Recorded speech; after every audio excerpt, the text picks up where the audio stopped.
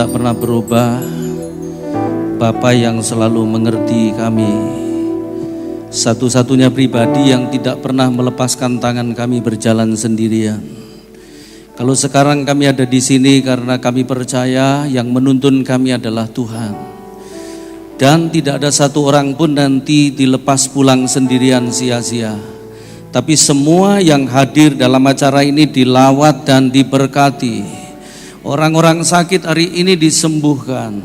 Orang-orang yang datang dengan persoalan diberi jalan keluar. Yang lemah dikuatkan. Bahkan kalau ada yang putus asa dibangkitkan kembali. Diberi pengharapan yang baru. Karena kami datang kepada Bapa yang memiliki hidup kami. Bapa yang mengatur segala-galanya. Mari Bapa berfirman dan kami semua siap untuk mendengar. Karena kami percaya hanya dengan firman Tuhan kami mampu menghadapi hidup kami setiap hari. Dan kalau kami dituntun oleh firman, tidak ada satu kekuatan, satu persoalan mampu menghentikan kami. Kami akan terus berjalan maju sampai seluruh rancangan-Mu digenapi. Terima kasih Bapa, kami siap sambut firman-Mu dengan mengucap syukur kepadamu di dalam nama Tuhan Yesus Kristus. Haleluya. Mari katakan amin. Boleh tepuk tangan yang meriah? Silahkan duduk. Mari katakan haleluya. Lebih semangat lagi katakan haleluya. Boleh sambil tepuk tangan. Mari katakan haleluya. Saya menyampaikan terima kasih kepada Bapak Gembala dan semua staf gereja ini yang percayakan saya malam ini untuk sampaikan firman. Dan ini acara ini buat saya mendadak dan luar biasa karena yang dadakan itu biasanya memang Tuhan sudah atur. Boleh katakan amin? Iya. Terima kasih buat semuanya dan saya percaya malam ini kita semua pasti akan diberkati oleh Tuhan. Boleh nggak yang di sana itu kita ngumpul aja ke tengah begitu supaya lebih dekat yuk. Yang di sana agak maju sedikit supaya nggak ngececer kemana-mana. Yuk, ya. Ini maju sedikit ke depan supaya lebih dekat ya. Oke. Malam ini saya akan bicara seperti yang sudah dipublikasikan di mana-mana, pemulihan keluarga. Saya percaya begini Bapak Ibu, kalau gereja ini isinya keluarga-keluarga yang kuat, maka gereja ini pasti kuat. Amin? Ya. Kalau gereja ini isinya keluarga-keluarga yang sehat, gereja ini pasti sehat. Kenapa? Karena kalau keluarga sehat, itu maka pelayanan pasti sehat. Kalau keluarga sehat, bisnis pasti sehat. Dan keluarga sehat itu bagaikan pijakan. Kalau pijakannya sehat, apa saja yang dibangun di atasnya pasti sehat. Amin. Ya, tapi saya nggak banyak begitu ya. Setelah disurvei itu hasilnya begini. 2015 itu ada sebuah survei pernikahan. Itu dari 2.880 pasang disurvei hasilnya begini, 10% bahagia. Berapa persen yang bahagia? 10, termasuk di ruangan ini ya. Walaupun semua kelihatan baik-baik ya. 10% bahagia, terus 80% itu seperti api dalam sekam. Bapak Ibu tahu api dalam sekam? Api dalam sekam itu begini, permukaan tidak terlihat ada masalah, tapi di dalamnya itu ada api yang menyala. Ini namanya keluarga panas dalam. Ya, itu 80%. Terus 10% cerai. Jadi tugasnya gereja harusnya nolong ini nih. Yang 80% ini, yang seperti api dalam sekam ini, jangan sampai turun terus cerai, tapi dinaikkan supaya menjadi bahagia. Boleh katakan amin? Ya, jadi 80% itu seperti api dalam sekam. Kapan itu saya melayani kebaktian kaum wanita di Jakarta. Terus kemudian saya ditemanin sama pengerja, disupirin dia. Tiba-tiba di tengah khotbah saya itu saya berhenti bicara dan saya tanya begini sama ibu-ibu itu. Ibu-ibu, seandainya malam ini suamimu mati, terus Anda juga mati, terus Anda berdua suami istri dihidupkan kembali, terus diberi pilihan boleh milih. Kira-kira masih mau nggak jadi istri suamimu yang sekarang ini? Saya kaget loh, ada 3 ibu-ibu angkat tangan sambil berdiri, nggak sudi. Wow, saya sebagai pembicara jujur, rasa tertuntut, jangan-jangan istriku juga begitu. Saya pulang sampai rumah itu udah jam 11 malam, saya bangunin istriku, cuman mau tanya ini loh, Ma, bangun Ma, bangun. Ada apa? Mau tanya Mama, pertanyaannya penting gak? Penting sekali, begitu penting sekali. Dia langsung duduk, matanya belum lengkap masih gerip-gerip begitu. Tak tanya, Ma, seandainya Papa mati, loh, kenapa, kenapa? Enggak, belum selesai, dengerin sampai habis. Tapi dia kaget, saya seneng, karena kalau dia enggak kaget kan berarti dia seneng kalau saya mati. Dia kaget, ya kan? Seandainya Papa mati, terus Mama juga mati, terus kita berdua dihidupkan lagi, boleh milih, masih mau gak jadi istriku? Wah, saya langsung dipeluk. Aduh, Papa bikin kaget aja. Mau. Suami-suami jangan tanya dulu, aku malah curiga dengan jawabannya nanti, ya kan? Tapi sama, pria juga ada yang mengalami seperti itu. Sekali waktu saya ketemu seorang pengusaha di Malang ini. Saya tanya begini, bro, berapa orang di perusahaan dipimpin? 3.000 Pak Ishak. Wow, banyak ya, lumayan. Kira-kira kalau buat perbandingan, susah mana memimpin 3.000 orang di perusahaan Anda itu dibanding dengan memimpin 1 orang di rumahmu, yaitu istri. Dia langsung nunduk. Iya ya Pak ya, mek sitok wangel. Dari depan ini, dari tadi mata saya melayang-layang kemana-mana itu, saya sudah mulai melihat pria-pria yang stres dengan istrinya itu dari wajahnya kelihatan loh Pak. Dan banyak loh pria bisa pimpin bisnis besar gitu, tapi pimpin istri belum tentu. Banyak pria bisa pimpin gereja besar, tapi pimpin istri belum tentu. Masalahnya lagi pimpin istri itu nggak ada sistemnya, ya, dan sulit itu. Padahal firman itu berkata istri harus tunduk kepada suami. Boleh katakan amin? Saya ulangi sekali lagi, ini firman yang ngomong. Istri harus tunduk kepada suami. Katakan amin. Para istri katakan amin. Lebih rela lagi katakan amin. Para suami katakan amin. Mumpung saya ngomong, lebih semangat lagi katakan amin. Tapi masalahnya begini Pak, walaupun firman berkata istri harus tunduk kepada suami, tapi kalau ada suami berusaha menundukkan istri, gak akan tunduk. Karena apa? Konsepnya bukan itu. Kalau gitu konsepnya seperti apa? Nanti kalau saya kesini lagi kita bicarakan ini ya, supaya nggak ada masalah dalam rumahmu. Ada, tapi selalu ada jalan keluarnya begitu. Dan percayalah setiap masalah itu pasti ada jalan keluarnya. Boleh katakan amin? Yuk kita baca beberapa ayat. Maleakhi pasal yang kedua. Ini adalah prinsip dari semua prinsip dalam rumah tangga dimulai dari sini. Semua huru hara, semua kebahagiaan, semua ketidakbahagiaan juga dimulai sikap kita terhadap ayat ini ya. Maleakhi pasal 2 ayatnya yang ke-14 sampai ayat yang ke-16 kita akan baca bersama-sama.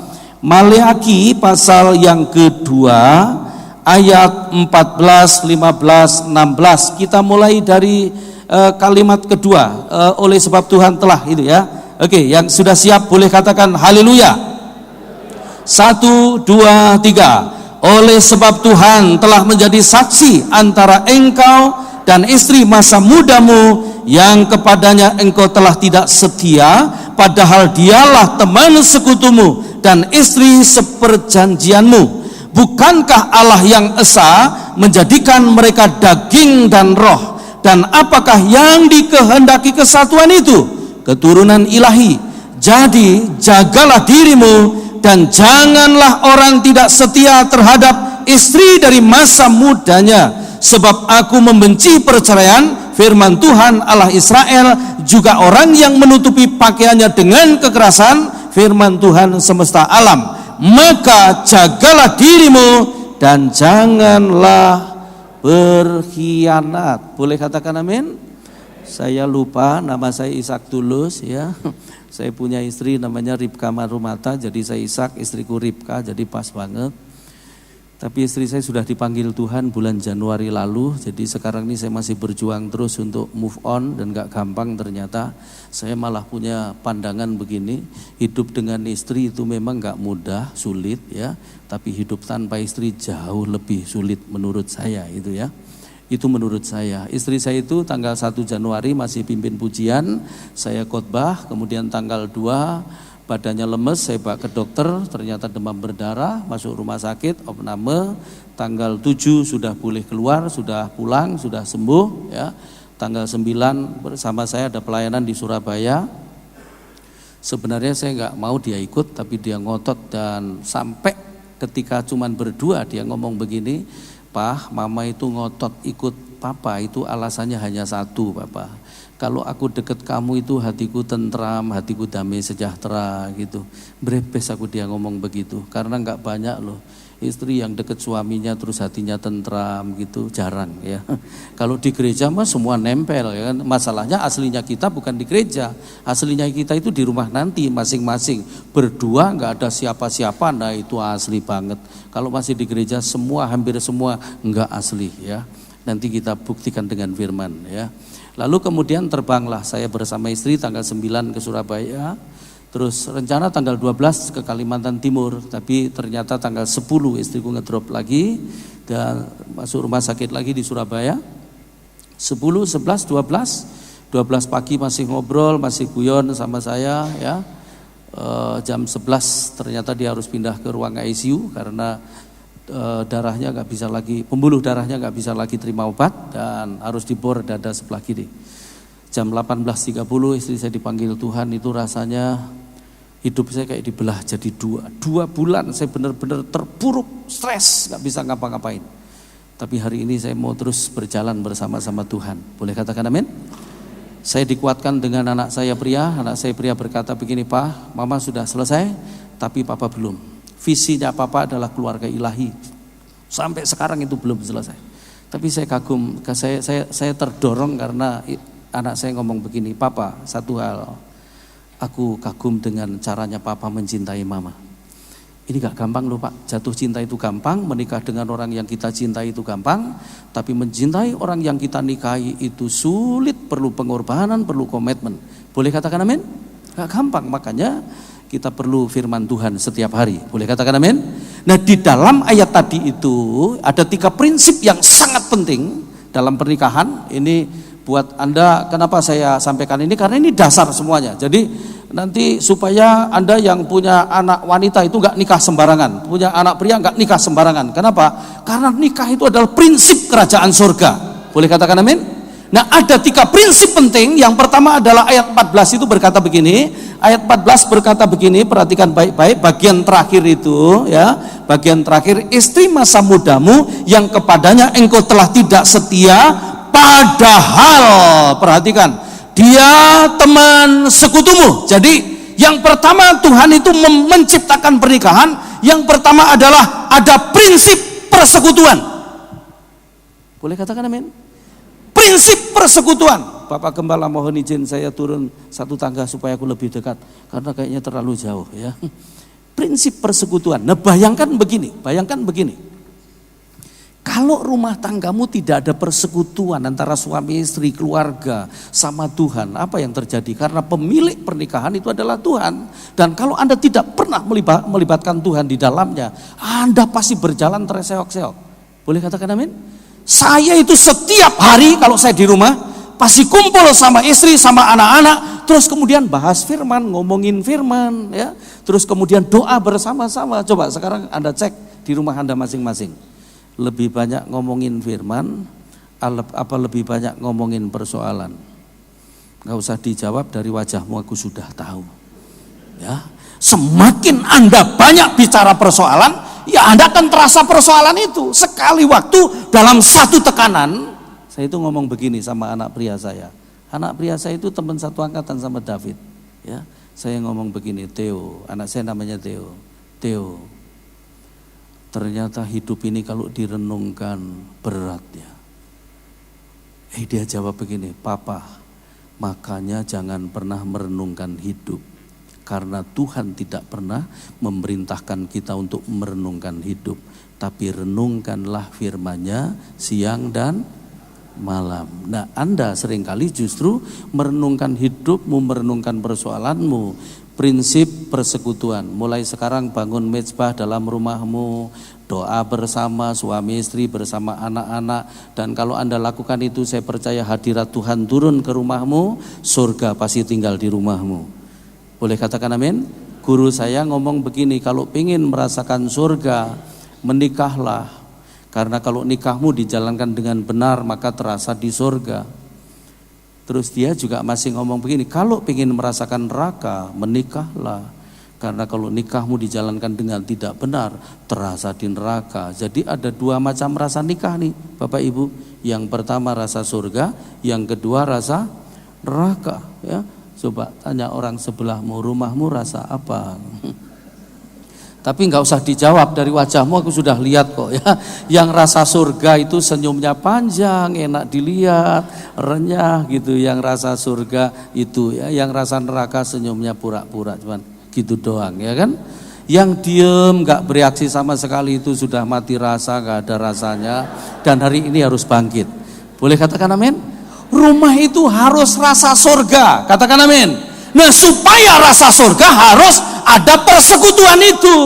Mana mungkin kalau Anda tidak pernah undang Tuhan, ada persekutuan di dalamnya terus rasa surga, gak mungkin. Mulai hari ini bangun persekutuan dalam rumahmu. Boleh katakan amin? Terus ayat 14 bagian berikutnya itu berkata begini, teman sekutumu dan istri seperjanjianmu. Jadi nikah itu yang kedua adalah prinsip ikatan janji. Nikah itu adalah sebuah perjanjian menggunakan kata covenant yang artinya begini. Perhatikan baik-baik. Yang kedua, prinsip perjanjian. Pernikahan itu adalah sebuah perjanjian yang dimeteraikan oleh kuasa namanya, yang tidak bisa digagalkan, dibatalkan oleh siapapun dengan cara apapun. Kapan itu dimulai? Ketika kita dinikahkan. Demi nama Bapa, Putra dan Roh Kudus, kita dimeteraikan dalam pernikahan itu. Boleh katakan amin? Ya, makanya dulu saya juga ditanya sebelum dinikahkan, Saudara Ishak, apakah kamu bersedia menerima Saudari Ribka menjadi istrimu satu-satunya, ya, bukan salah satu loh ya, satu-satunya seumur hidupmu? Dan saya menjawab, ya bersedia. Apakah kamu juga, nah ini pertanyaan kedua ini seringkali dilupakan, apakah kamu juga bersedia mengasihi dia dalam keadaan baik maupun tidak baik, susah atau senang, miskin atau kaya? Itu kalau diteruskan ya tetap langsing atau ya tetap beratnya 49 atau berubah jadi 94 ya. Sebab ada suami ngomong begini, Pak, istriku itu lama-lama bentuknya kayak SpongeBob loh Pak, gak ada pinggangnya sama sekali. Satu lagi ngomong kayak kolkas Bapak, ya kan? Nah, saya juga menjawab, ya bersedia. Istriku juga ditanya, Saudari Ribka, apakah kamu bersedia menerima Saudara Ishak menjadi suamimu satu-satunya seumur hidupmu? Ya bersedia. Apakah kamu juga bersedia tunduk kepada dia dalam keadaan baik maupun tidak baik, susah atau senang, miskin atau kaya? Ya bersedia. Rupanya waktu ditanya itu tegang. Jadi makanya dilanggar. Nah, saya sejak ngerti prinsip pernikahan, saya nggak bikin jemaat tegang. Pokoknya di tempat saya itu kalau mau menikah, bimbingan pranikahnya 17 sesi dan harus lulus. Kalau nggak lulus aku nggak mau memberkati. Ada 6 pasang di tempat saya yang dipersiapkan untuk bimbingan pranikah, ya masing-masing berapa sesi gitu, dan harus ada sertifikat lulus. Kalau nggak lulus saya nggak mau. Dan saya juga cara memberkatinya tak bikin agak rileks sedikit supaya mereka nangkep. Ya. Terakhir memberkati, setelah saya khotbah singkat saya turun. Saya tanya calon suami istri, sudah siap? Sudah Om. Boleh berdiri? Boleh. Berdiri berdua. Saya tanya, apakah pernikahan ini mau dilanjutkan? Mereka tengok kiri kan, loh Om, tempat pestanya sudah siap loh Om. Bukan masalah tempat pesta. Kamu mau pesta di gedung yang besar, hotel bintang 5, dan kamu masuk diiringi musik Yang modern, deng deng deng deng deng deng deng deng, atau kamu cuman bikin sederhana di depan rumah, bikin tenda biru, lagunya nggak sengaja, ya kan? atau ya sayang opo kowe krungu, ya kan? Nggak masalah kamu pakai lagu apa aja, nggak masalah. Tapi masalahnya begini, nanti begitu tanganku aku letakkan di atas kepala kamu, aku sahkan kamu jadi suami istri, kamu nggak bisa mundur lagi. Mumpung belum. Mau mundur? Ganti yang lain. Sebab kalau sudah dimeteraikan nggak bisa ganti. Atau mau ditunda setahun persiapan lebih mateng, mereka saling tengok-tengok, sepakat akhirnya. Jadi om, oke. Aku tanya prianya, kamu cinta calon istrimu itu alasannya apa? Cantik om. Oh, kalau cantik 40 tahun ke depan, dia gak cantik lagi loh. Apakah nanti kalau dia gak cantik lagi, kamu masih bersedia mencintai dia, mengasihi dia? Dia toleh kayak bedes ketulup, dia tolak. Hei, susah jawabnya ya om ya, susah apalagi kamu pria. Oh pria itu kalau masih miskin biasanya pegangan Tuhan kencang-kencang. Kalau udah kaya semua dipegangin. Nah itu pria itu kadang-kadang begitu. Loh pria itu biasanya kalau nggak takut Tuhan makin kaya makin nakal. Kalau wanita kan makin nakal makin kaya, bedanya itu ya kan. Dan pria nakal itu biasanya nyantolnya sama wanita nakal juga.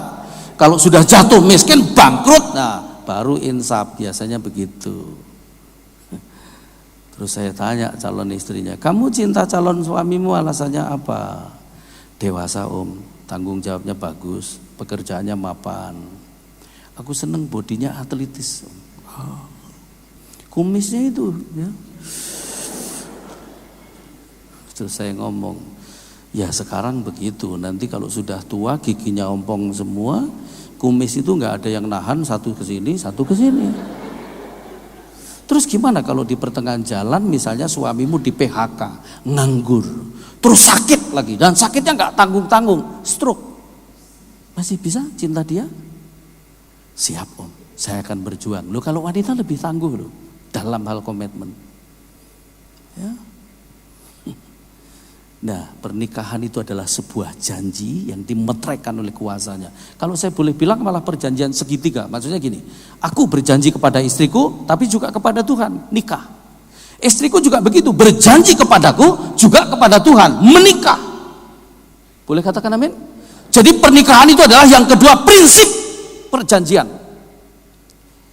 Terus kemudian yang ketiga, nanti kita kupas habis yang prinsip perjanjian ini, kita balik ke situ. Yang ketiga ayat 15. Ayat 15 berkata begini, dan apakah yang dikehendaki kesatuan itu?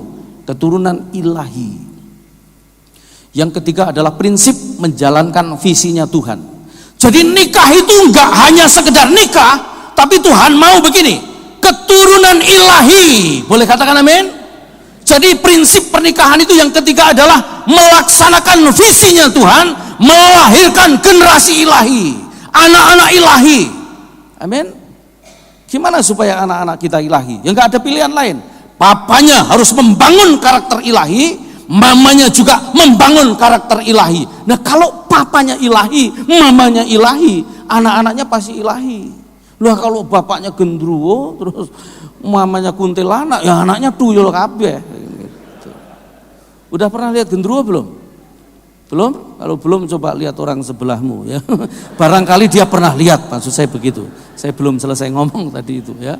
Jadi prinsip menjalankan visinya Tuhan. Jadi Tuhan menciptakan pernikahan supaya Anda melahirkan generasi ilahi, anak-anak yang ilahi. Boleh katakan amin. Jadi dia asal nikah ya. Makanya di sini kalau ada yang bujangan, jangan nikah sembarangan, karena nikah itu memang bukan sembarangan, tapi prinsip kerajaan surga. Boleh katakan amin? Nah, yang kita bahas adalah bagian kedua itu. Nikah itu adalah sebuah perjanjian, dan isi perjanjian nikah itu ada 3. Yuk kita bahas bersama-sama. Ayat 16. Ada 3 isi perjanjian nikah. Ayat 16. Sebab aku membenci perceraian, firman Tuhan Allah Israel. Boleh katakan amin? Jadi isi perjanjian nikah kita itu ada 3. Yang pertama, tanpa perceraian. Jadi pernikahan kita tanpa perceraian. Boleh katakan amin?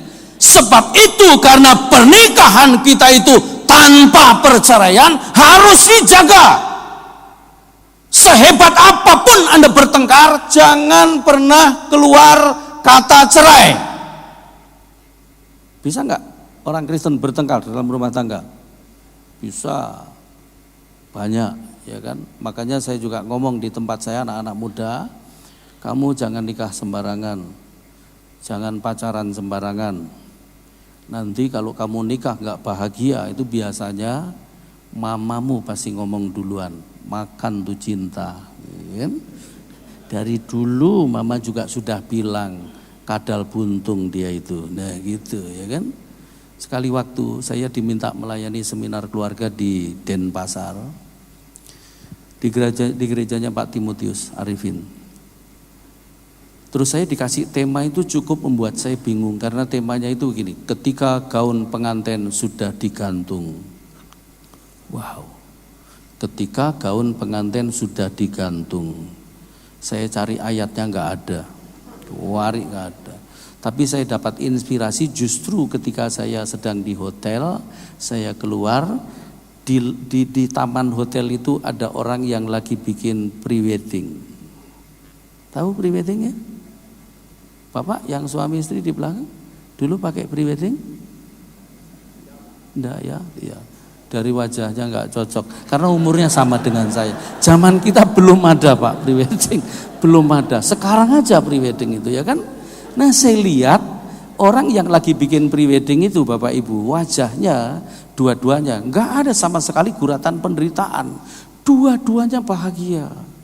Jalan bareng runtung-runtung sambil di syuting, terus foto di bawah pohon besar, pindah di antara kembang-kembang, pindah lagi di atas jembatan kecil, gandengan tangan nyebur kali, cekakakan mereka. Kenapa? Masih pre-wedding. Terus pindah di pinggir sumur kering, pura-pura wanitanya kepreset mau kejebur sumur, ditahan sama prianya sambil difoto jepret. Kenapa? Masih pre-wedding. Kalau sudah nikah ceburin sekalian, ya kan? Bulan Oktober tahun lalu saya ada di Xiamen, di China, dia Xiamen. Saya nginep di pinggir pantai gitu, ada hotel bagus sekali. Ada orang bikin pre-wedding. Ini lebih bagus ya. Wanitanya gaunnya megah besar, terus prianya jasnya mengkilat, kejar-kejaran kayak bebek mau kawin ya.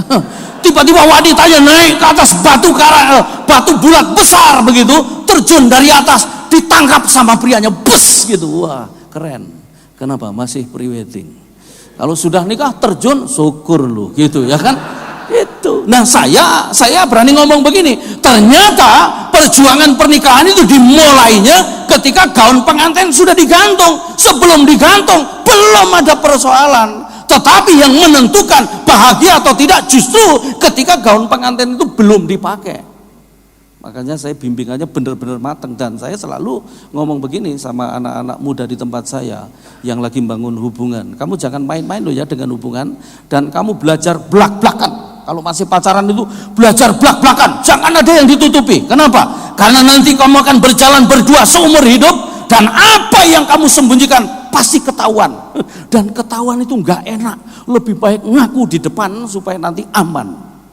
Salahnya kita itu dulu kan begitu. Pacaran gak ada yang asli, ya kan? Yang ditampilin yang bagus-bagus. Mana ada orang pacaran itu nguap di depan pacarnya kayak kuda nil seenaknya sendiri. Gak ada ya, apalagi langsung putus, ya kan? Pacaran itu batuk aja mesti diatur. Bersin supaya kelihatan enak dilihat, sopan, gak pakai buka mulut. Itu udah nikah, bersin di wajah istri seenaknya sendiri, asik sampai istrinya, aduh papi hujan nyemprot lo cangkemmu gitu lo malah. Waktu pacaran kentut nggak pernah bunyi. Sudah nikah, kentut dihadepin ke wajah istri, terus pakai gaya ngeden, ngeden ya, sampai istrinya ngomong dobel kon pak, ya kan? Itu makanya nggak heran loh, wajah istrimu lama-lama kayak kentut, ya kan? Karena Anda yang bikin, ya kan? Udah, mulai sekarang saya mau kasih tahu, nikah itu tanpa cerai. Sebab itu nggak boleh sembarangan. Boleh katakan amin? Serumit apapun persoalanmu, jangan pernah berpikir cerai, karena Tuhan mau kita tidak cerai. Sebab itu kalau bertengkar mestinya ada solusinya. Apakah saya bisa bertengkar? Masih. Saya terakhir bertengkar sama istriku itu bulan Februari tahun lalu. Jadi hampir setahun nggak berantem lagi. Jarang. Itu gara-gara begini, besok dia mau berangkat ke Tonasa, hari ini saya ngomong begini, Mah, tolong papa dicek tiket. Terus dia buka laptop, tahu-tahu listriknya itu korslet, cepet. Oh, saya lihat ternyata dia sambil ngecas. Aku berdiri, Mama, kalau kerja jangan sambil ngecas. Dia berdiri juga. Emang kenapa? Wah, dari jawabannya ini kayaknya ada malapetaka ini, ya kan? Gak apa-apa sih, tapi menurut papa pilih salah satu, ngecas, kerja. Gak apa-apa, selama ini mama itu bikin PowerPoint ya begini, ngecas sambil kerja. Tapi menurut papa gak bagus. Hei, ini yang mama urus ini tiket kamu loh. Mau tiket siapa aja, udah ribut. Besok yang mestinya pagi itu minta diantar ke bandara, dia nggak minta antar lagi, langsung pagi itu naik taksi nyelonong sendiri. Orang itu kalau lagi marah biasanya malah mandiri, ya kan?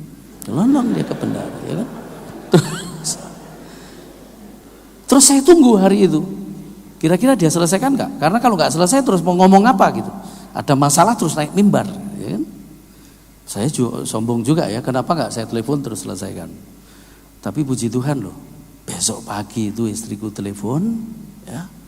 Terus ngomong begini, Pak, Mama minta maaf ya, Mama kemarin itu ngelawan Papa, Mama gak rendah hati, Mama sombong, Mama kasar, Mama keras, bicaranya Mama kemarin gak sopan. Dan saya gak jawab begini, syukur kalau kamu sadar. Enggak, saya tunggu sampai berhenti. Setelah dia selesai ngomong, saya baru jawab, iya Mama, Papa juga minta maaf, kayaknya yang memulai bicara kemarin itu Papa. Maafkan Papa ya, dan Papa memaafkan Mama juga. Oke, saya doakan kamu mau melayani? Iya Pak, doa selesai. Besok saya nyusul, karena lusa harus khotbah berdua di mimbar. Ya, saya nyusul sampai Tonasa sore, masuk hotel, malam berdua, tiba-tiba dia ngomong begini, Pak, kemarin itu sebenarnya Mama nggak salah loh. Saya juga ketawa, ya kan? Loh, wes mari kok dibongkar lagi gitu dalam hatiku, ya kan? Aku juga ngomong begini, Papa juga nggak salah. Nggak salahnya Mama di mana? Loh, Mama itu lagi capek terus ngurus tiket Papa, persiapan ini itu. Sama, Papa itu di pikiran Papa itu juga kalau sampai laptop itu meledak terus ngantem mukanya Mama, terus gosong, siapa yang rugi? Oh iya juga ya, aku langsung dipeluk, iya ternyata. Nah itu, biasanya kalau berantem, bertengkar itu biasanya selalu begini, kamu salah, aku bener. Nah itu, orang bertengkar itu Bapak Ibu, dua-duanya salah. Yang salah biasanya begini, gengsi, nggak mau ngaku salah, sombong, dan orang begini, setan mudah masuk. Ada juga yang memang nggak sadar kalau dia salah juga ada. Dan yang benar itu salah responnya. Coba kalau walaupun benar responnya tetap benar gitu. Nggak ngerti nanti tunggu aja, lama-lama nanti ngerti sendiri. Pasti. Dan orang kalau nggak ngerti, dua-duanya mau menang sendiri itu pasti ngembet kemana-mana, ya kan? Engkong sudah mati, bangkit lagi, ya kan? Popo sudah mati, bangkit lagi. Sosok nggak tahu apa-apa, ikut juga, ya kan? Ngembet. Makanya gini, kalau bertengkar, kalau konflik, nih saya kasih tahu. Kalau perlu itu pakai judul ya, supaya aman. Saya tadi judulnya tiket, udah nggak usah ngembet kemana-mana, ya kan? Kan ada orang kalau bertengkar ngembet semua dibawa-bawa, ya kan? Ada nggak yang begini kira-kira? Nggak ada, di sini nggak ada. Ini adanya di rumah masing-masing, ya kan? Kalau di sini pasti nggak ada. Nah mulai sekarang kalau terasa mau bertengkar, salah satu berdiri terus ngomong begini, ini judulnya apa ya? Nah gitu ya kan, supaya aman. Amin. Tanpa cerai. Yang kedua perhatikan. Yang kedua, juga orang yang menutupi pakaiannya dengan kekerasan firman Tuhan semesta alam. Yang kedua, pernikahan kita janjinya yang kedua adalah tanpa kekerasan. Tidak boleh ada kekerasan dalam rumah tangga. Boleh katakan amin? Sampai begini, kekerasan itu artinya sampai begini, sampai verbal. Tidak boleh bicara kasar sama pasangan. Tuh langsung diam semua. Sebab kita itu kalau di gereja jagonya ngomong baik-baik. Apalagi terima tamu. Kepaksa gigi 16 harus keluar semua karena nyambut istri orang. Apa kabar, Cik? Yang sabar ya. Allah turut bekerja di dalamnya. Itu kan istri orang, tapi di rumah panggil istrinya sendiri. Heh, gitu. Tapi ada juga istri yang begitu kalau di gereja tuh. Kok yang kuat ya, Tuhan sedang merendah. Pasti semua indah pada waktunya. Tapi di rumah suami tanya, Mama, baju batik papa mana? Pakai tarik mata, matamu di endi. Nah, ketawa itu artinya ngerti, ya kan? Yang diem aja itu, ya dia itu pelakunya, makanya dia diem aja. Saya pernah tanya istriku begini, Pak, ikat pinggang warna coklat agak besar di mana? Istriku jawab begini sambil senyum. Memang papa masih punya pinggang ya? Kaget loh aku dijawab begitu, tak gerayai ternyata iya loh. Aku gak punya pinggang, cuman perut sama bokong, ya kan? Ini orang yang modelnya kayak saya, Anda mesti bahagia karena apa? Gak pernah sakit pinggang. Pinggang aja gak punya, pinggangnya sopo loh, ya kan? Tanpa kekerasan. Boleh katakan amin? Rumah tangga kita tidak boleh ada kekerasan. Amin. Sekali waktu saya melayani di Malang, Natal di Malang Selatan, Suwaru. Pulang ke kota Malang, masuk hotel jam 10 malam. Pengen cepet tidur istirahat. Mau tidur HP saya bunyi dan begitu saya lihat ternyata yang telepon temanku di Malang. Pendeta. Pendeta ini balihonya besar-besar di beberapa kota. Hadirilah seminar KKR Pester ini. Tak terima. Halo Pak Ishak. Saya dengar Pak Ishak ada di Malang. Betul. Tuhan bicara kepada saya, Pak. Malam ini saya harus ketemu Bapak. Oh, tolong bicara sama Tuhan. Besok siang aja, saya bilang begitu. Saya itu keki banget kalau ada orang ngomong dikit-dikit atas nama Tuhan, dikit-dikit ayatnya keluar, dikit-dikit ayat keluar ya. Justru saya mau kasih tahu orang yang paling berbahaya di gereja adalah orang yang hafal ayat-ayat tapi tidak melakukan. Itu paling bahaya. Kenapa? Ayat untuk nembakin orang pasti. Saya jawab begitu dia marah. Pak Ishak, kalau nggak bersedia ketemu saya malam ini Pak, saya sudah siap mau minggat ini Pak. Loh, kamu pendeta pakai minggat-minggat segala, ada apa? Hari Minggu Bapak, saya pulang pelayanan ditempeleng istri. Loh, kamu yang ditempeleng kok malah kamu yang minggat? Iya Pak, habis tempeleng tak jambai rambutnya dia. Oke, kamu kesini, tak layani dia sampai jam 2 pagi. Dan ujungnya saya ngomong begini, besok kamu bawa istrimu ke sini ya, kita ngobrol bertiga supaya aku dengar dari istrimu. Enggak bisa Bapak, besok saya harus khotbah di gereja ini, lusa saya harus ke Surabaya khotbah 3 kali di satu gereja. Dalam hatiku, mau ngomong apa kamu ini? Hidupmu kayak gini terus khotbah. Saya bilang, hey bro, sudah waktunya time out. Coba betulin dulu hidupmu baru kamu naik mimbar. Makanya Bapak Ibu jangan mudah kagum dengan hebatnya pengkhotbah. Kenapa? Karena pendeta yang khotbahnya bagus itu banyak, tapi yang benar nggak banyak.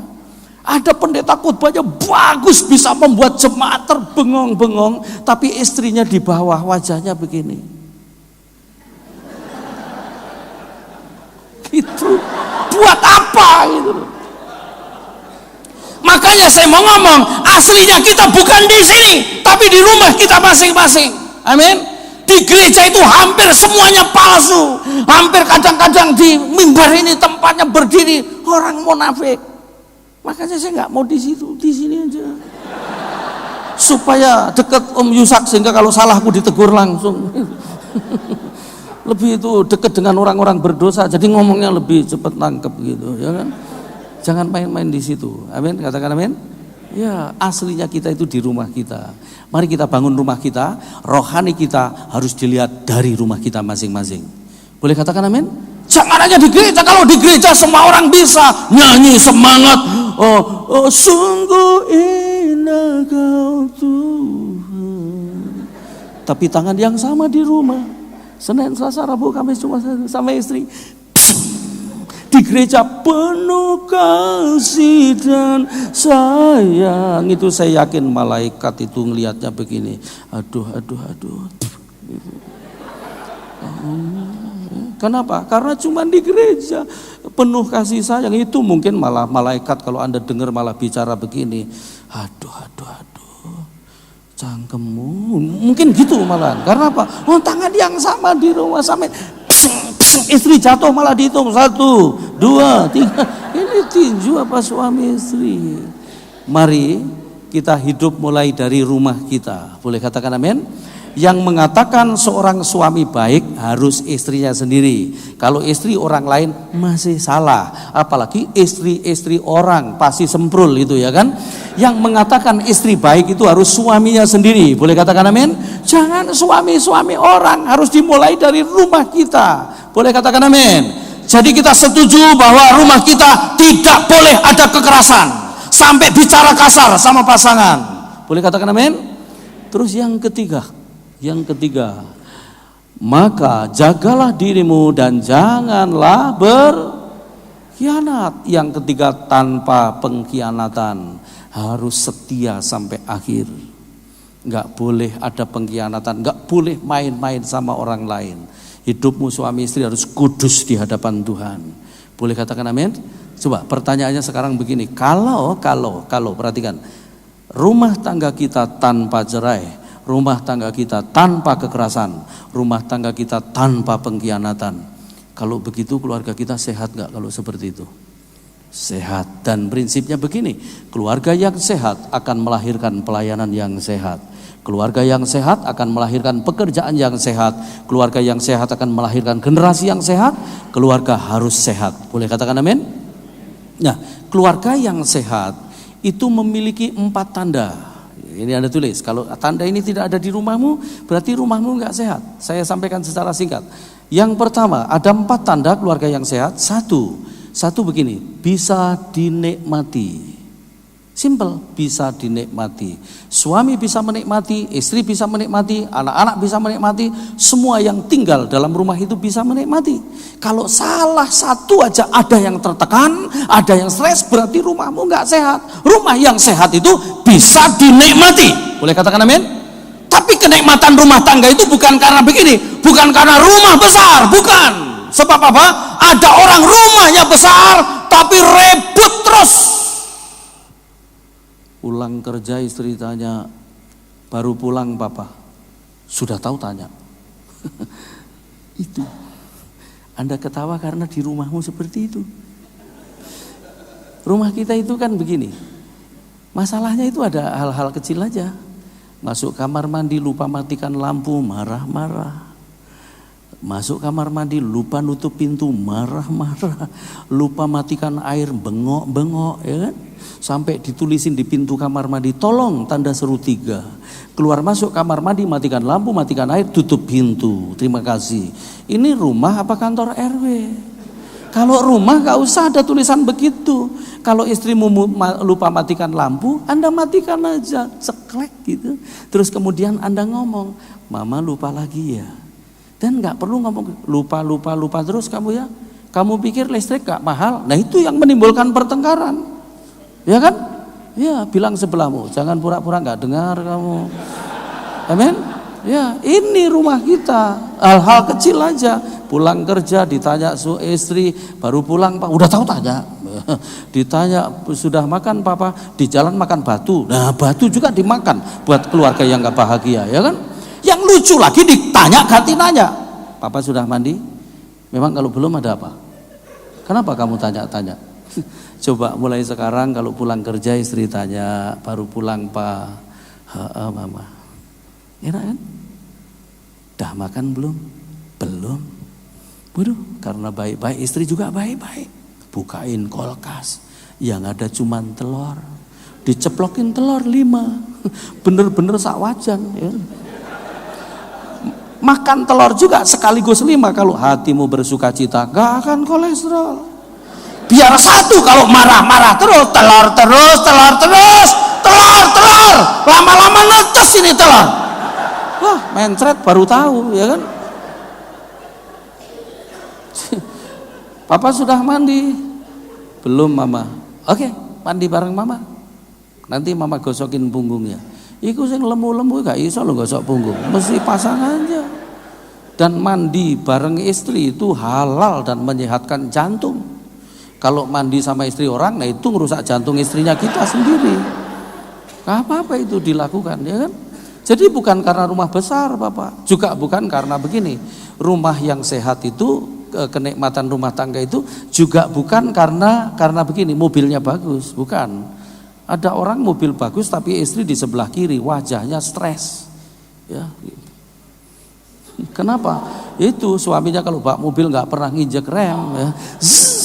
Malah istri di sebelah kiri nggak ada remnya, bolak-balik ngerem. Yesus Tuhan, ampun. Nah, yang ketawa itu pelakunya, ya. Yang diem aja itu belum punya mobil, dia nggak tahu rasanya stres di mobil. Bukan mobil bagus kebahagiaan itu, ya kan? Juga begini, bukan karena pelayan Tuhan yang nggak bahagia itu juga banyak. Pendeta yang kesruh terus rumah tangganya juga banyak. Malah ada pendeta kalau bertengkar pakai ayat itu ada. Pagi-pagi ribut hanya gara-gara istrinya minta diantar ke pasar, nggak mau, akhirnya bertengkar dan istrinya ngomong, oke, nggak diantar nggak apa-apa, yang penting kamu jangan minta apa-apa. Pergi dia ke pasar, ya kan? Tapi pulang pasar malah bawa kue yang paling suaminya suka. Pisang goreng dibawa lewat depan suaminya sambil diayun-ayun. Suami lihat pisang goreng wajahnya begini. Istrinya berhenti dan ngomong begini, firman Tuhan berkata jangan mengingini milik sesama, ya pergi. Tapi ternyata Bapak Gembala menjawab begini, tetapi Yesus berkata, mintalah maka kamu akan diberi, carilah kamu akan mendapat, ketuklah pintu dibuka bagimu. Istri pendeta Ibu Gembala biar gak sekolah Alkitab, tahu banyak ayat. Dia balik lagi sambil ngomong, sambil tolak pinggang, tetapi firmannya juga berkata, hai pemalas, pergilah kepada semut dan belajarlah kepada dia, ya kan? Bapak Gembala masih punya ayat yang lebih jitu, tetapi Yesus berkata lebih lembut lagi, kasihilah musuhmu. Beri dia makan kalau dia lapar, beri pakaian kalau dia telanjang. Akhirnya nggak tega juga, pisang goreng taruh di piring, kembali kepada suaminya dan ngomong begini, ini kuberikan kepadamu dan jangan berbuat dosa lagi. Itu. Jadi kalau namanya kebahagiaan, kenikmatan rumah tangga bukan karena pendeta, bukan karena siapa-siapa, tapi hanya untuk orang-orang yang taat kepada firman. Amin. Percayalah, sekaya apapun, kekayaan nggak bisa memberi kebahagiaan, nggak bisa. Uang banyak pun nggak bisa. Makanya dulu ada lagu lama itu sekarang udah nggak pernah dinyanyikan lagi. Coba nanti hari Minggu dinyanyikan. Dulu ada lagu begini. Apa yang dicari orang, nah, itu masih ingat ya kan? Karena itu yang dicari orang, padahal itu tidak membahagiakan. Saya percaya yang ciptakan lagu ini orangnya rohani banget loh. Cuman satu kalimat tapi diulang-ulang. Apa yang dicari orang, uang, yang semangat. Apa yang dicari orang pagi, siang, sore, malam. Uang, uang, uang, uang. Wah, ini kalau buat kur bagus loh. Terus pilih bapak ibu yang gendut-gendut ya. terus dijejer-jejer di sini, ya kan? Jadi bener-bener kayak celengan Semar, jejer-jejer, ya kan? Bukan Tuhan Yesus. Itu bait pertama. Bait kedua begini. Siapa yang dicari Tuhan? Saya dulu, saya pembicaranya, ya kan? Siapa yang dicari Tuhan? Benar. Siapa yang dicari Tuhan pagi, siang, sore, malam. Nah sekarang tolongin teman-teman kita semua di kiri kanan, depan belakang, sambil Anda colek katakan begini. Kamu, ayo. Kamu.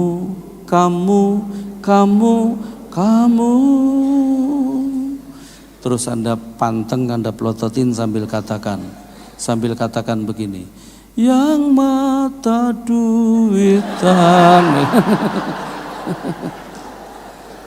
Uang tidak memberi kebahagiaan. Yang memberi kebahagiaan hanya Yesus saja. Boleh katakan amin? Tanda pertama bisa dinikmati. Tanda kedua, rumah tangga yang sehat itu tanda kedua begini. Memiliki komunikasi sampai pada tingkatan ngobrol yang tidak penting. Saya ulangi sekali lagi karena ini panjang ya. Memiliki komunikasi sampai pada tingkatan ngobrol yang tidak penting. Saya ulangi sekali lagi. Memiliki komunikasi sampai pada tingkatan ngobrol yang tidak penting. Terus di bawah Anda tulis dalam kurung, karena kalau yang penting-penting saja bukan rumah tangga tapi kantor kabupaten. Anda tulis begitu. Ya, rumah tangga itu harus memiliki komunikasi sampai ada yang cair, ya, bisa guyon, semua bisa ketawa, semua bisa bicara, gitu. Boleh katakan amin? Waduh, semua kayak tentara, ya. Semua yang penting-penting, harus ada yang nggak penting, gitu. Di rumah saya itu istri saya sampai ngomong begini, Pak, kamu itu kalau di rumah rame, sampai anjing pun ikut bahagia. Waduh. Tapi kalau kamu nggak ada sepi, ya. Jadi kalau boleh rumahmu itu enjoy, enak, cair, orang bisa merasakan, jangan tegang terus. Boleh katakan amin? Komunikasi ini paling sulit. Komunikasi ini paling sulit. Nanti kalau saya kesini lagi kita kupas habis. Karena ada 3 prinsip komunikasi, ada 3 level komunikasi, ada 3 kekuatan komunikasi. Itu panjang-panjang semua. Kenapa? Karena komunikasi itu bagian sulit. Kekuatannya rumah tangga adalah di komunikasi. Kalau komunikasimu benar, rumah tanggamu pasti benar. Boleh katakan amin? Ya, karena gini loh, ngomong baik-baik sama pasangan sendiri itu gak gampang, susah. Ya. Saya dulu 20 tahun yang lalu dan sebelum-sebelumnya, emosi saya cuma lumayan tinggi. Saya kalau bawa mobil gitu diserobot orang, pasti saya marah. Dan istriku selalu begini, ya pendeta kok marah-marah terus, tambah marah aku. Sekali waktu pulang perjamuan kudus, ya, diserempet angkot, saya kejar. Istriku ngomong, baru perjamuan kudus, mana kudusnya, tambah ngamuk saya. Tapi sekali waktu saya ngomong begini, Mama itu kan penolongnya Papa. Coba kalau Papa terpancing emosi di jalan, jangan dihakimi. Tapi Mama tolongin, gak usah pakai mulut. Pakai apa aja yang penting, gak usah pakai mulut. Bener loh, saya kepancing gitu, langsung tangannya mak pelak di dadaku, terus dikunyat-kunyat begini. Aku langsung ngerem itu, ya. Terus sejak itu kalau ngingetin saya, enak, gak menghakimi lagi. 2 tahun lalu saya mau melayani Paskah di Madiun. Pagi-pagi habis ibadah di tempat, saya langsung minta diantar ke Damri sama dia. Mau naik Damri ke bandara terus ke Madiun, terbang Surabaya. Di jalan karena buru-buru saya bawa mobilnya sikrak. Istriku mungkin gak sejahtera, dia pegang kepalaku belakang. Papa, hari ini Paskah Papa. Tadi pagi sudah Paskah bersama-sama. Sudah bilang selamat Paskah juga loh Ma. Bukan itu Pak, ya, hari ini Yesus disalib Papa. Maksud Mama, Yesus aja rela disalib loh. Kenapa kamu nyalip-nyalip terus? Langsung ngerem aku. Tapi sama, sekali waktu saya pulang dari Manado, dijemput dia di bandara, terus langsung ke Bandung mau pelayanan. Nah di jalan tol saya ngantuk. Saya bilang, "Mah, gantiin papa sebentar aja, papa tidur sebentar aja." Oke, dia gantiin. Wah, saya nggak bisa tidur geragap-geragap. Saya lihat sudah naik 140, masih terus naik itu jarumnya, hampir 150. Tak pegang pahanya, "Mama, iya pak," sambil nyetir tegang, "iya pak." Bisa nggak nginjek gasnya lebih semangat lagi. Langsung turun, nggak bisa tidur ya. Nah itu, mulai sekarang bisa nggak sama pasangan sendiri belajar aja ngomong baik-baik begitu. Nggak usah pakai tekanan tinggi-tinggi, ya belajar yang baik-baik. Boleh katakan amin? Boleh katakan amin? Bilang sebelahmu, ojo oman amin praktek iki. Amin? Mulai nanti yang nggak bawa pasangan pulang ditegur sama pasangan. Jam gini kok baru pulang? Anda nggak usah. Memang kenapa? Nggak usah. Anda tinggal ngomong iya papa. Gitu aja. Mulai baik-baik. Boleh katakan amin? Boleh katakan amin? Tapi dari wajahmu aku belum percaya, ya kan? Ini susah karena sama pasangan itu memang susah. Tapi harus dilakukan supaya apa? Niru ke anak-anak. Anak-anak saya pada waktu saya tegangan tinggi terus, mereka juga suka berantem. Tapi begitu saya rubah semuanya, anak-anak saya rukun, ya sampai sekarang. Jadi memiliki komunikasi yang baik. Amin. Yang ketiga, tanda rumah tangga yang sehat itu yang ketiga begini. Saling terbuka dan tidak ada yang disembunyikan. Saling terbuka dan tidak ada yang disembunyikan. Sekali waktu saya melayani seminar keluarga di gerejanya Om Victor Malino di Magelang sama istri. Dikasih tema begini. Rahasia keluarga bahagia, tulisannya besar. Saya begitu maju sama istri, saya bawa semua jemaat, yuk kita baca bersama-sama dengan semangat. Rahasia keluarga bahagia, sekali lagi lebih semangat. Rahasia keluarga bahagia. Saya balik kanan. Rahasianya keluarga bahagia itu pada dasarnya adalah keluarga yang tanpa rahasia. Kalau masih ada rahasia, gak akan bahagia. Semakin banyak rahasia, semakin persoalan. Semakin banyak rahasia, semakin rapuh. Apalagi kalau ada orang yang dirahasiakan. Harusnya nggak ada.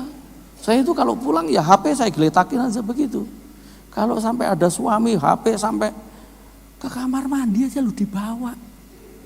HP ini melok ngising lu, kurang ajar ini. Itu pasti ada apa-apa itu. Udah suami istri itu harusnya nggak ada rahasia. Boleh katakan amin? Terbuka.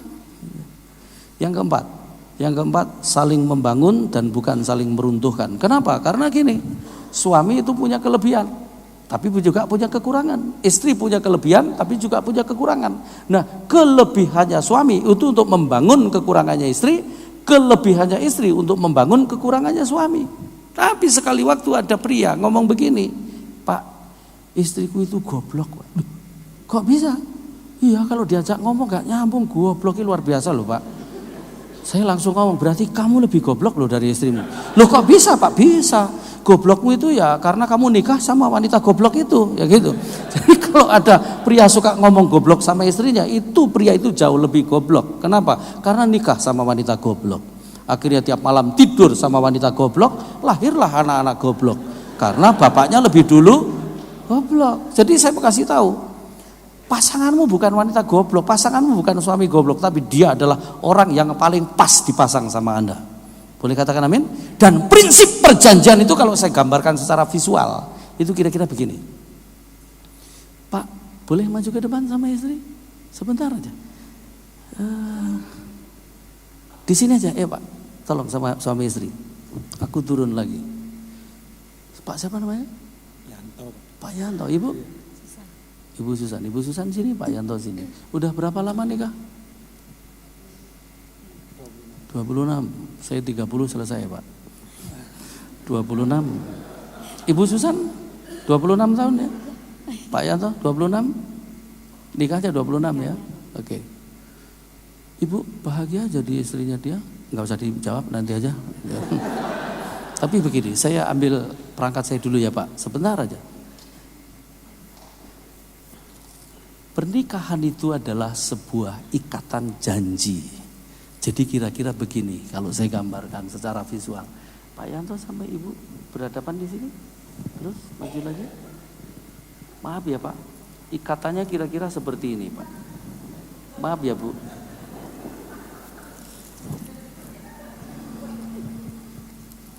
Maju lagi. Ya, mundur lagi. Ya. Karena yang mengikat Ishak tulus, makanya pakai tali rapia.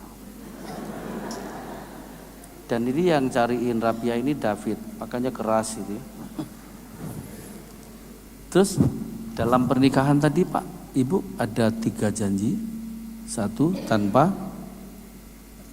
tanpa perceraian, 2 tanpa kekerasan, 3 tanpa pengkhianatan. Ini 3-tiganya harus Anda pegang. Tidak boleh diingkari. Oke? Jadi begini. Yuk, saling pegang talinya. Ya. Tangannya gandengan supaya kuat. Nah, gitu. Yang nyaman. Ya. Pak Yanto sama Ibu Susan sama Anda semua, ini yang disebut area perjanjian. Jadi janji-janji Tuhan itu digenapinya di sini. Makanya area perjanjian itu harus dijaga, suami istri benar-benar dijaga. Karena apa? Di dalam area perjanjian itu begini, ada berkat-berkat begini. Kalau pekerjaan ditaruh di sini, nggak ada rahasia antara suami istri. Pekerjaan itu dua-duanya tahu, hasilnya berapa masuk dua-duanya tahu, keluar berapa dua-duanya tahu.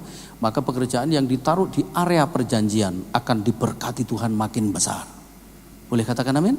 Jadi Pak Yanto ngasih orang tua, Bu Susan tahu, Bu Susan ngasih keluarganya, Pak Yanto juga tahu. Nggak boleh ada rahasia. Boleh katakan amin? Dan jangan pelit terhadap mertua sama orang tua. Kenapa? Karena yang Anda lakukan itu nanti juga dilakukan anak-anakmu dan mantu-mantumu juga, ya. Yang pelit katakan amin.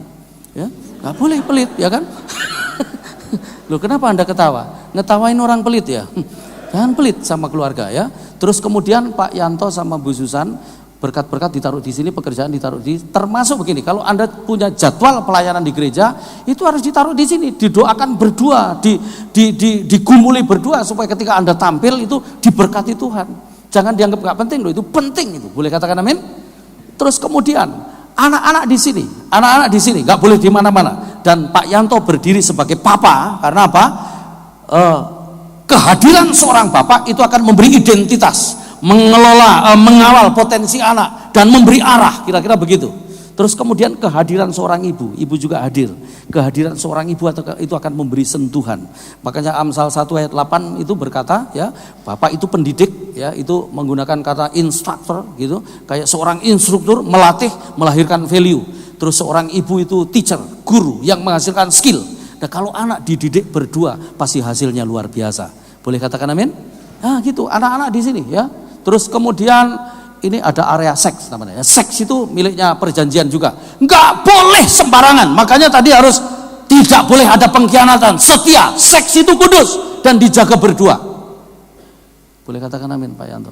Saya ngomong seks kok malah domblong loh, ya kan? Hei, perhatikan begini. Terus kemudian orang tua, mertua enggak boleh masuk sini.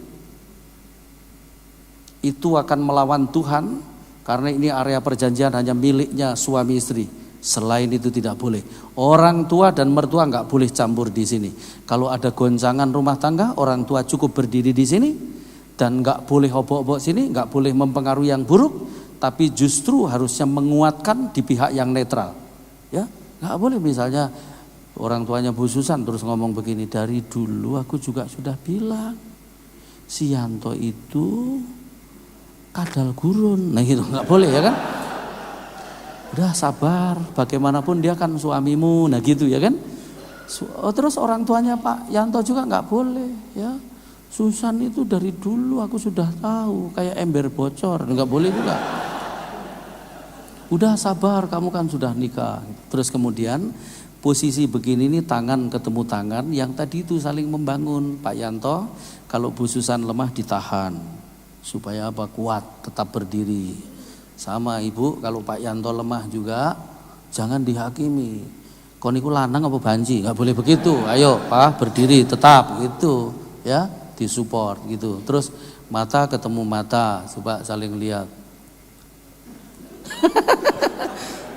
Saling lihat kok malah melototin, ya kan? Maksudnya gini, Pak Yanto, pandanglah Ibu Susan seperti Tuhan memandang Ibu Susan. Bu Susan, pandanglah Pak Yanto seperti Tuhan memandang dia, supaya bisa menghargai karyanya Tuhan dalam hidupnya. Terus mata ketemu mata itu juga artinya begini, berani terima apa adanya, nggak ada ekspektasi lagi. Oke? Ya, terima apa adanya. Saya nggak setuju dengan prinsip begini, makanya kalau masih pacaran itu buka mata lebar-lebar sampai kenal siapa dia aslinya. Tapi kalau sudah nikah tutup mata, malah biayaan tutup mata. Yang benar berani buka mata, terima apa adanya. Boleh katakan amin? Ya, terus mulut ketemu mulut itu komunikasi. Pak Yanto, saya bagi sedikit ya sama Ibu. Wanita itu cenderung detail, cerita, ngobrol panjang, muter-muter gitu. Tapi Ibu harus tahu, pria itu lebih suka kalau to the point, singkat, padat, jelas gitu. Ya. Kalau wanita enggak loh Pak, wanita itu muter-muter. Makanya telepon aja beda. Kalau pria itu telepon sama pria simpel. Halo, Pak sudah di mana? Fit, aku di belakangmu gitu tadi gitu, udah selesai. Ya kan? Kalau wanita enggak bisa begitu Pak. Halo, halo juga. Apa kabar? Luar biasa, yes. Ini siapa ya? Ayo tebak siapa? Nah itu bisa muter 15 menit Pak. Nanti kita bahas lebih panjang kalau saya datang lagi ya. Tapi intinya itu, kira-kira gitu. Kuping juga gitu Pak. Kupingnya wanita sama kupingnya pria itu beda. Kupingnya pria itu disetting sama Tuhan ke mata, ke otak, hati jadi satu. Makanya pria kalau dengar harus konsentrasi benar. Kalau wanita itu Pak bisa multitask kupingnya. Bisa sambil gendong baby, terus teleponan ngobrol sama temennya sambil ngulek sambel. Ya, nah itu. Oh iya Cik, gak apa-apa Cik, jam 7 ya? Oh mudah jam 9. Sambil goreng, sambil nutup pintu, jebret gitu. Bisa itu wanita, tapi pria nggak bisa ya. Nah itu nanti banyak hal yang kita harus belajar ke depan supaya kita mampu menghadapi perbedaan. Karena yang membuat kita bertengkar itu karena kita nggak bisa menghargai perbedaan aja. Kira-kira gitu. Ya Pak ya, oke. Saya lepas ya Pak ini ya. Terus Ibu bawa pulang tali ini ya. Buat jiret saya Pak. Ojo dijiret. Itu belum selesai. Nanti kalau ada goncangan Ibu tinggal ngomong, Pak kita ini ikatan janji loh Pak. Ya. Atau gini aja deh, Pak pulang terus bikin gambar hati, dirangkai gitu 2 hati, terus dikasih figura, dipasang di mana setiap hari Anda sambil lihat gitu, supaya ada peneguhan tiap hari bahwa Anda hidup dalam perjanjian. Amin. Makasih Tuhan berkati. Tepuk tangan buat mereka. Yuk kita tundukkan kepala, kita nyanyi bersama-sama musik. Tundukkan kepala dan pejamkan mata sejenak. Kita akan datang kepada Dia. Haleluya. Ketika ku hadapi kehidupan ini, jalan manakah yang harus kupilih? Janjimu seperti fajar pagi hari. Kita tundukkan kepala, pejamkan mata.